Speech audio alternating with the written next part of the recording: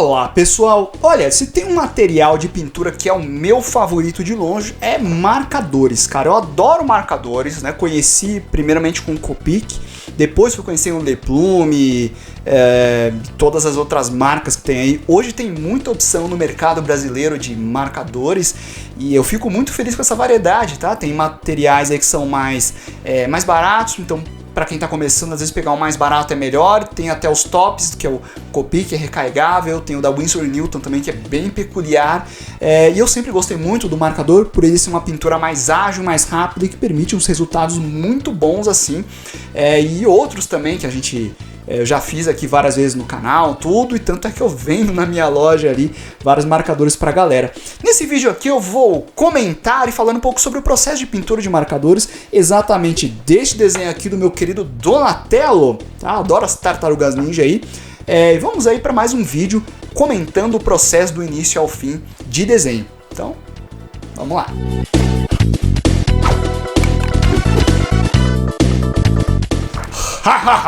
Dessa vez eu tenho aí o Speed Drawing, o vídeo gravado aí pra vocês verem, certo, Gui? Vamos conferir o processo de pintura deste Donatello porque eu registrei ele assim, né, e eu acho que você pode entender um pouco de como é a lógica aí do raciocínio. Eu vou tocar aqui pra mim, né, o vídeo do meu lado, mas Gui, por gentileza, mude o enquadramento para as pessoas verem o vídeo acelerado também enquanto eu comento e faça as respectivas pausas nos momentos em que eu falar. Obrigado, Gui. Vamos lá.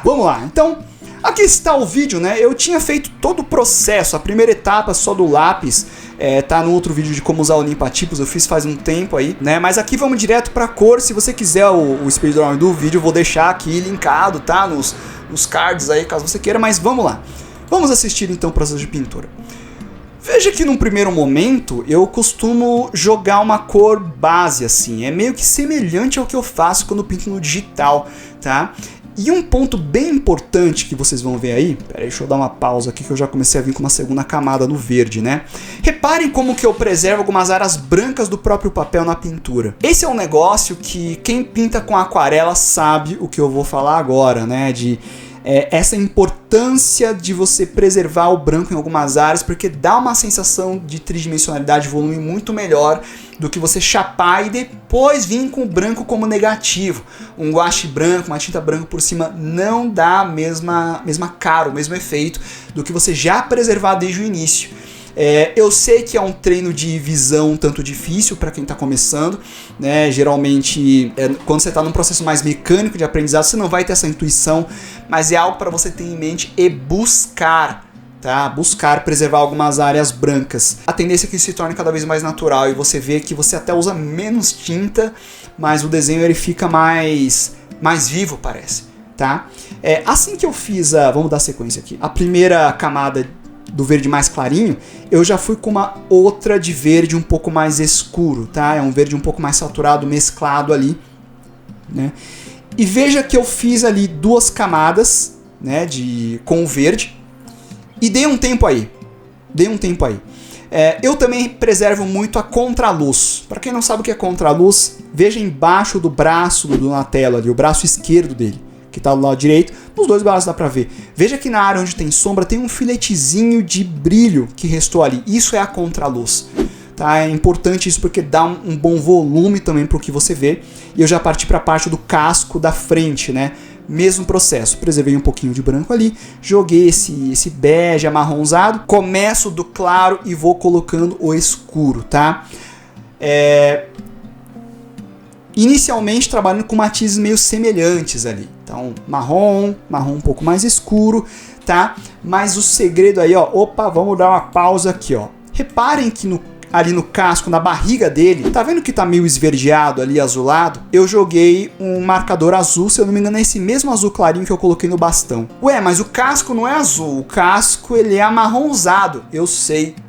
Mas esse é um outro quê da pintura também. Você não puxar a sombra somente para a mesma matiz, para o mesmo tom, né? Você variar também ali as matizes da cor. Então você vê que as cores frias tendem a puxar mais um pouco para o sombreamento e as cores mais quentes, né, principalmente o amarelo que vai indo para o branco, ele dá um pouco mais de noção de brilho, tá? Existe uma coisa semiótica de que o vermelho a gente percebe, né, o quente como algo mais próximo e o azul, o frio, como algo mais distante. Talvez por uma assimilação do sangue com o céu, o horizonte, né?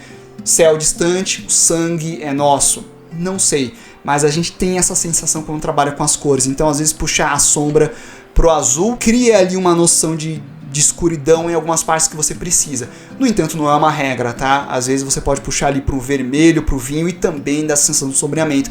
Claro que depende da ilustração, tá? Mas aqui, nesse caso, eu puxei um pouco pro azul. Vamos seguindo. Algumas áreas que são mais... com cores mais definidas, como por exemplo, as faixas dele, do bastão, tudo, né? Eu já joguei ali um marrom mais definidão, né? Ó, veja que a faixa roxa eu estou indo pelo mesmo caminho, jogando primeiro uma base. E o que é importante? Repararam que eu praticamente já pintei toda a área do personagem? Não tem mais nenhuma área em branco, né? Então eu não fui detalhando cada pedacinho até o fim antes de chegar no resultado final. Eu tento olhar o todo, tá? A unidade da figura. Agora eu tô vindo com outra camada mais escura por cima da pele verde dele, né? Podia ter feito isso no começo? Podia. Mas por que eu tô fazendo isso agora? Porque agora que eu tenho ali as outras cores já pré-definidas, eu enxergo mais o todo e percebo que o desenho ele precisa de mais sombreamento e informação nessas áreas que eu estou demarcando. Pense no desenho não como uma área que você vai colocando cor para preencher. Não como um preenchimento, mas pense nas cores como se você estivesse modelando as cores, esculpindo ali para fazer a figura aparecer. É uma outra forma de você pensar na colorização, tá? Repara que é isso que eu estou fazendo. Não que eu estou jogando cor, mas como se eu estivesse esculpindo o desenho na folha de papel. Olha o que eu estou fazendo ali na faixa dele, tá vendo? Colocando alguns tons em alguns pedaços e você começa a enxergar mais o volume. Né? E aí eu vou colocando aos poucos, jogando mais tons, ó, e a figura vai aparecendo. Claro que ele não é 100% preciso em algumas partes, porque eu já previ que eu ia colocar ali o traço de nanquim que eu comecei a fazer agora, né? Então, se eu vou trabalhar com o traço, com a linha me ajuda também a separar um plano do outro. A cabeça do pescoço do corpo, o bastão da mão, né, os braços que estão na frente, do peito que está atrás, né? Isso também me ajuda. Mas como eu estou trabalhando com a pintura antes, eu já defino esses volumes antes de precisar da linha, porque eu sei que a linha já vai fazer isso. Então eu não fico dependendo da linha para enxergar esses volumes, tá? É uma regra? Não, não é uma regra. Às vezes eu faço a linha primeiro, às vezes eu faço a cor primeiro, nesse eu fiz a cor primeiro. E essa foi a justificativa, tá? Eu preferi enxergar os volumes primeiro sem precisar da linha, porque eu já sabia que a linha ia fazer isso por mim, tá? Às vezes quando eu quero muito mais contraste, aí eu chapei de preto ali, por exemplo, abaixo do queixo do Donatello, né? Aí eu jogo uma área um pouco maior de sombra também. O preto passa a valer não só como linha, mas como uma sombra mais intensa e bem local, além também de dar alguns aspectos de textura, como algumas pintas do Donnie, e o casco dele também, tá? Então o preto, o traço, ele tem muito peso na ilustração, né? Vai fazer ela saltar, mas principalmente definir o desenho, dar os grafismos que ele precisa. Se eu não me engano, agora vai vir mais uma demão de sombra, tá? Se eu não me engano, se a minha memória não falha. Ah, tem um ponto importante. Tá vendo ali no... Exatamente. Tá vendo ali no braço esquerdo do Donatello que eu puxei uma pincelada errada ali de verde, ó, saindo? Todo mundo viu aquilo, né? Dane-se. Isso aí tá aí. Dane-se. Isso aqui é um desenho solto. Até dá uma graça pra ele. Dane-se, não é o fim do mundo. Se eu quiser apagar, eu venho com um guache branco em cima. Tá aí. Certo? Deixa o desenho ser sincero, deixa o desenho acontecer. Eu ainda tô fazendo ele. Ah, e outro ponto importante. Vocês viram que eu apliquei mais uma camada de sombreamento em alguns pontos locais, alguns pontos específicos. Esse sombreamento extra eu usei Warm Gray, eu usei cinza.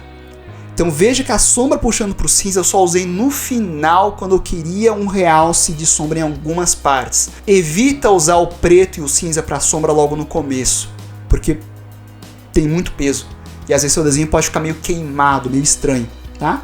Além disso, também vem um acabamento a mais ali com a caneta gel branca, que eu gosto bastante de usar ela em alguns detalhes, né?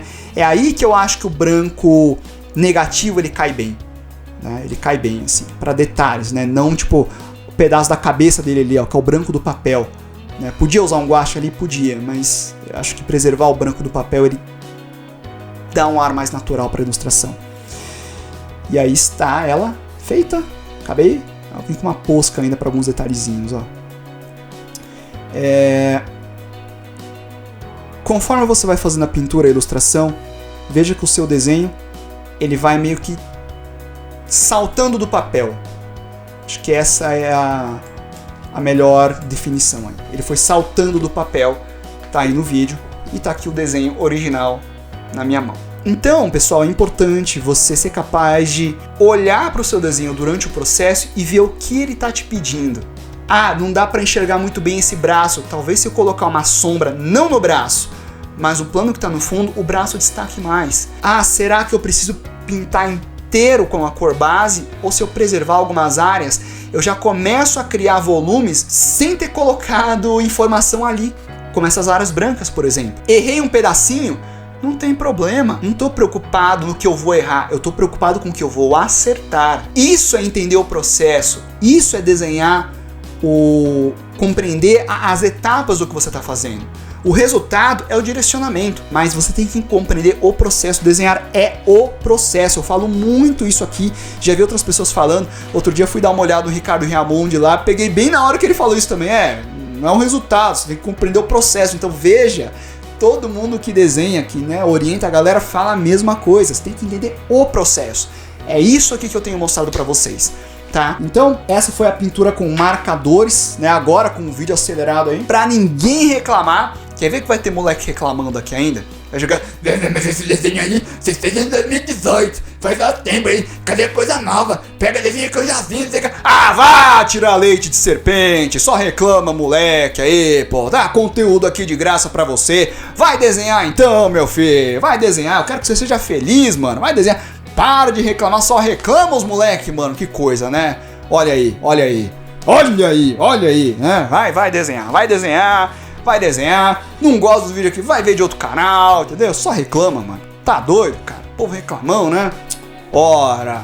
E tem uma coisa muito importante para falar para vocês, é que é o seguinte, metade das pessoas que acompanham o canal aqui não estão inscritos. O YouTube valoriza muito a inscrição, curtida e comentário de vocês. Então, deixa um comentário, deixa uma... Eu fiquei zoando aí da reclamação, tá? Mas comentário é importante, então pode deixar seu comentário aí, tá? Que é importante pro canal, até pro YouTube entender que mesmo sendo um canal mais específico, a galera que assiste gosta e, né, para poder recomendar para mais pessoas que também se interessem pelo conteúdo aqui, tá bom? Então me ajuda muito, isso é custo zero. E se você quiser, né, orientação mais especializada, aí tem custo, porque é o meu trabalho, como desenhar.net, como desenharmangá.me, e lá tem, né, aulas completas para você e ensinam diversos conceitos de desenho, muito além do que eu falei nesse vídeo aqui, tá bom? Então, obrigado aí pela sua audiência, obrigado pela participação e manda ver nesses desenhos sem reclamar, tentando entender o processo, né? Espero te ajudar nesse vídeo, assista mais vezes se você quiser, e se você quiser ver só o Speed Drawing também tem aqui no canal para você assistir, tá? Aqui de graça também, e muitos outros vídeos que eu tenho certeza que vão te ajudar, tá legal? Então é isso aí, fiquem bem, fiquem em paz, a gente se fala nos próximos vídeos e estamos conversados. Por enquanto.